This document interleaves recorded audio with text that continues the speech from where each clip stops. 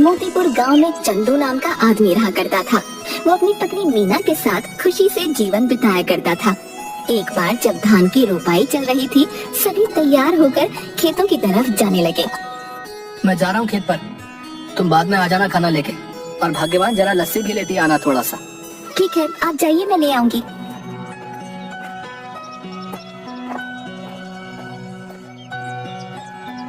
चंदू खेत में पहुंचता है, थोड़ी देर काम करता है, तभी खेतों की मेड़ों पर दो आदमी चल रहे होते हैं। उनमें से एक आदमी छाता लेकर चल रहा होता है, जमींदार करोड़ीमल और उनका मुंशी बाबूलाल।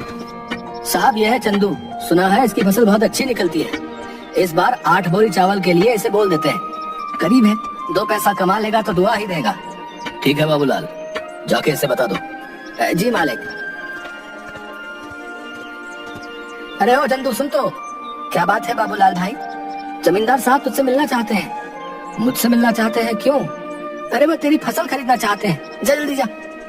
जी जमींदार साहब। आओ चंदू आओ, सुना है तुम्हारी फसल बहुत अच्छी होती है। क्या इस बार की फसल तुम हमें बेचना चाहोगे? बाजार के दाम से अच्छा दाम दे दूंगा। ये तो हमारे लिए खुशी की बात है साहब। तो फिर ठीक है, जिस दिन फसल ठीक से तैयार हो जाएगी हमें बता देना, हम आदमियों को भिजवा देंगे। तुम्हारी फसल काटने में वो सब तुम्हारी मदद करेंगे और तुम्हारे घर पर पैसे भिजवा देंगे। उसके बाद जमींदार चला जाता है। चंदू फिर से खेत में वापस आकर काम करने लगता है। थोड़ी देर बाद मीना वहाँ आ जाती है। सुनिए जी, आ जाइए, आपके लिए खाना लेकर आई हूँ, और हाँ, साथ में लस्सी भी लाई हूँ। आता हूँ। इसके बाद चंदू मीना के पास पहुँच जाता है। लाओ लाओ, बड़ी भूख लगी है। लीजिए। मीना, जमींदार जी आए थे, जानती हो उन्होंने क्या कहा? क्या कहा? उन्होंने कहा कि वो हमारी इस बार की फसल खरीदना चाहते हैं और बाजार से अच्छे दाम भी देंगे। ये तो बड़ी खुशी की बात है। ये सब माता रानी की कृपा से हुआ है। मैं कहती थी ना, एक दिन सब ठीक हो जाएगा। माता रानी करे ऐसा ही हो। इसके बाद दोनों घर चले जाते हैं। इसके बाद चंदू सो जाता है। चंदू शाम को उठा और घर के आंगन में लगी क्यारी से सब्जियां निकाली। मैं ये सब्जी बेच के आता हूँ, ठीक है? सुनिए, आप समय से आ जाइएगा, रात होने से पहले। ठीक है। उसके बाद मंडी में सब्जियां बेचकर वापस आते वक्त एक मछली के ठेले के पास। मछली कैसे दे रहे हो भाई? भाई चंदू सुनो, तुम ये दोनों ले जाओ 100 रुपए में, मुझे जरा जल्दी घर जाना है। ये लो भाई 100 रुपए। आज मीना को कहूँगा मछली के गर्मा गर्म पकौड़े खिला दे। चंदू घर पहुँचा। अरे ओ मीना, कहाँ हो?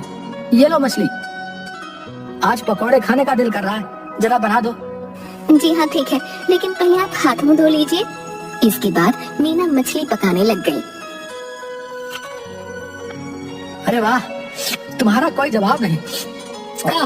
क्या पकौड़े बनाए हैं, वाह वाह वाह। इसी तरह कई महीने बीत गए। चंदू के खेतों में सोने की तरह चमकने वाली फसल तैयार हो गई। मीना, मैं खेत में जा रहा हूँ, जमींदार के आदमी पहुँचते ही होंगे। ठीक है। चंदू खेत में गया। चल चंदू, तैयार हो जा, बहुत काम करना बाकी है आज। जमींदार के आदमी वहाँ पहुँच गए। चलिए सब काम पर लग जाते हैं। सेठ ने कहा है जल्दी से सारा काम निपटा कर फसल चंदू के घर पहुँचा देना। सबने मिलकर फसल काटी और 8 बोरियां तैयार कर दी। तभी वहाँ मीना आई। ये क्या, इतनी जल्दी काम भी हो गया? मीना, इसीलिए तो कहते हैं कि एकता में बल है। जो काम मैं अकेला 2 दिन में करता, वो हम 4 लोगों ने मिलकर कुछ ही टाइम में कर दिया। इसके बाद सबने मिलकर बोरियां चंदू के घर तक पहुंचा दी। हम सब कल आके ये बोरियां सेठ के घर ले जाएंगे। चलिए हम चलते हैं। चलो, आज का काम भी खत्म हुआ, बस अब कल का इंतजार है। उसने सारी बोरियां घर में रख दी। तभी आधी रात को चंदू के घर के बाहर कुछ चोर बात करते हुए। सुनो सबके सब, ध्यान से घुसना। अगर हम खाली हाथ लौटे तो सरदार हमें छोड़ेंगे नहीं। सब धीरे धीरे चंदू के घर से सारी बोरियां चुरा कर ले गए। अगली सुबह चंदू की बीवी, सुनिए जी, उठिए, देखिए क्या हो गया। क्या हो गया? चंदू उठिए, उठिए ना। क्या बात है भाग्यवान, ऐसा क्या हो गया जो तुमने सारा घर सर पर उठा लिया है? गोदाम से सारी बोरियां चोरी हो गई हैं। क्या चोरी? कहाँ पे? गोदाम में आइए और खुद ही देख लीजिए। हे भगवान, ये क्या हो गया? जमींदार जी के आदमी कभी भी आ सकते हैं। माता रानी, मैंने किसी के साथ कुछ बुरा नहीं किया, फिर भी मेरे साथ ही क्यों? चंदू घर की सीढ़ियों पर बैठ जाता है। चंदू की आंखों से आंसू आ रहे थे। तभी वहाँ जमींदार के आदमी आ गए। अरे भाई चंदू, बोरियां तैयार है ना? नहीं भाई, कल रात को ही किसी ने अनाज की बोरियां चोरी कर ली हैं। ये क्या कह रहा है भाई? जमींदार जी कहीं गुस्सा ना हो जाए। तुम तो उनका गुस्सा जानते हो ना। चलो उनसे बात तो करनी ही पड़ेगी। चलो अब। चंदू बाबूलाल के साथ जमींदार के घर गया। क्या चंदू, तुम सब खाली हाथ क्यों आ रहे हो? जमींदार जी, कल रात को हमारे घर में चोरी हो गई। सुबह देखा तो गोदाम से सारी बोरियां गायब हो चुकी थी। कहीं तुमने किसी और को तो बेहतर दाम के चक्कर में नहीं बेच दी? नहीं जमींदार जी, मैं सच कह रहा हूँ। सेठ जी, एक ही गांव में रहना है हम सबने। भला झूठ बोल के कितने दिन बच पाऊंगा? ठीक है, लेकिन अगर मुझे पता चला कि तुमने किसी और को दिया है, तब देखना कि मैं क्या करता हूँ। कुछ दिन तक चंदू और मीना दोनों उदास थे। चंदू सब्जियों को बाजार में बेचता और जो भी कमाता उसे बहुत ध्यान से खर्च करता। चंदू खाना खाने बैठा। सुनिए ना, कितने दिन हो गए हमें इस तरह सब्जियां बेचते हुए, लेकिन हमारा घर मुश्किल से चल पा रहा है। घर के भी हालात ठीक नहीं है। हमारा गुजारा सिर्फ सब्जियां बेचकर नहीं हो सकता। पहले तो अनाज बेचकर हम अच्छे खासे पैसे कमा लेते थे, जिसमें साल भर थोड़ा थोड़ा करके घर चल जाता था। लेकिन अब तो हमें अगली फसल के पक जाने तक इंतजार करना होगा। आप बताइए ना, ऐसे कैसे घर चलेगा? मैं जानता हूँ, लेकिन मैं क्या करूँ, समझ नहीं आ रहा। अचानक चंदू थाली में रखा अचार रोटी के साथ खाने लगता है। अरे भाग्यवान अचार! क्या अचार? क्या मतलब है? मैं आपको अचार की तरह दिखती हूँ? आप मेरे बारे में ये सब सोचते हैं? नहीं भाग्यवान, मैं तो कह रहा था कि हमारी समस्या का समाधान है ये अचार। कैसे? मेरी बात सुनो ध्यान से। तुम अचार बनाना और मैं अचार लोगों के घर जाके बेचूंगा। पहले हम लोगों को अचार का स्वाद चखाएंगे, उन्हें पसंद आया तो वो खरीद लेंगे। अगर पसंद नहीं आया तो? अरे कैसे नहीं आएगा? मेरी मीना ने जो बनाया है, अंग्रेजी में क्या कहते हैं, फंटास्टिक अचार बनाती हो तुम। है आपने अंग्रेजी कब सीखी? तुम मुझे कम मत समझो। What are you doing? I am very well। देखा? आप तो बड़ी अच्छी अंग्रेजी बोल लेते हैं। दोनों हंसने लगते हैं। इसके बाद मीना अचार बनाने लगी और मीना ने अचार डिब्बों में पैक कर दिया और चंदू चल पड़ा साइकिल लेके। चंदू एक घर पर जाकर रुका। घर पे कोई है भाई? अरे चंदू भैया, आप यहाँ कैसे? ये क्या ले आए? अचार बेचने का काम शुरू किया है, इसीलिए घर घर जाके बेच रहा हूँ। अचार खरीदना चाहेंगी? जरूर, जरा चखाना तो भैया।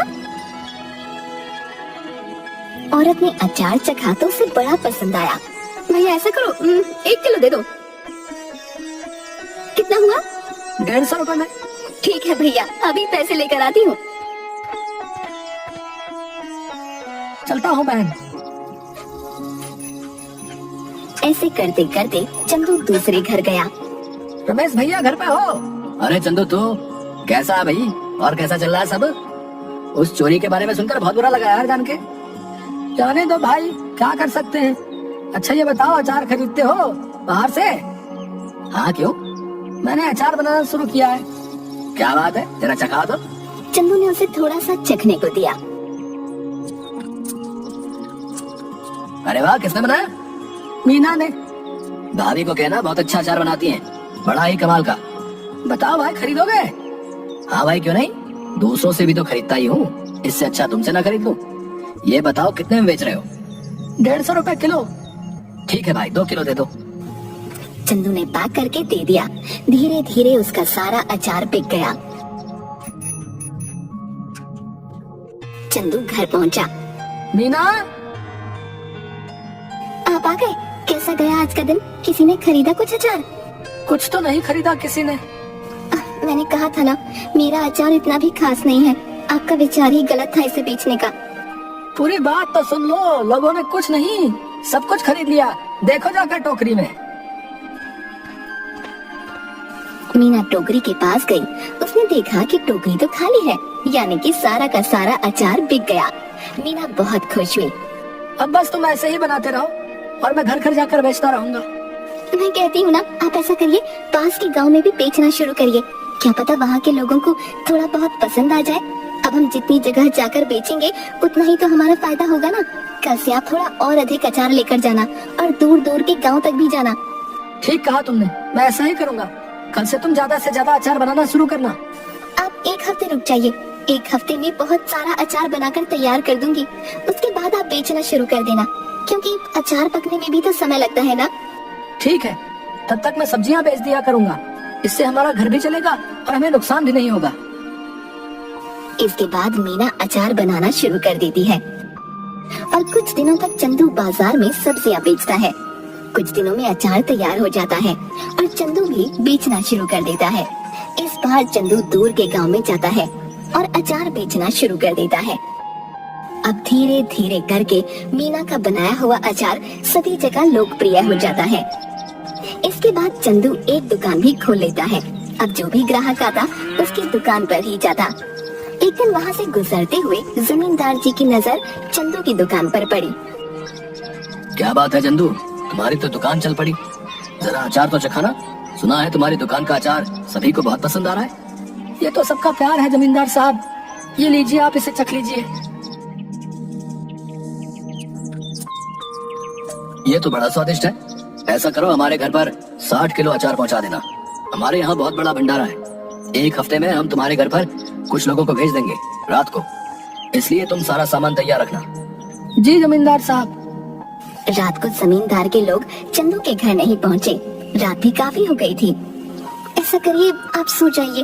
अगर कोई आया तो हमें पता चल ही जाएगा, तब उठकर उनका सामान उन्हें दे देंगे। तुम ठीक कहती हो, सो जाना चाहिए। क्या पता वो आज ना आए। चलो सो जाते हैं। अगले दिन जब चंदू और मीना उठे तो घर में फिर से चोरी हो चुकी थी। इस बार चोरी अचार की हुई थी। सुनिए, घर में फिर से चोरी हो गई है। किसी ने इस बार हमारा रखा हुआ अचार चुरा लिया।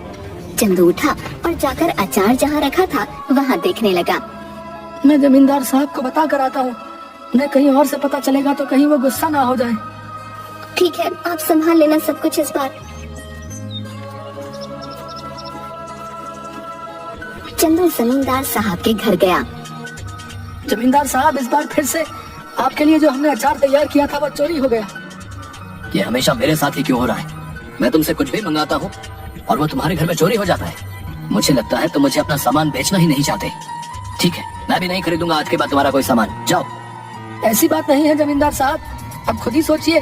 मैं आपसे दुश्मनी क्यों बोल लूंगा? आप चिंता मत करिए, मैं आपके लिए दोबारा से 60 किलो का अचार तैयार करता हूँ। ठीक है, अगर इस बार कुछ हुआ तब देख लेना।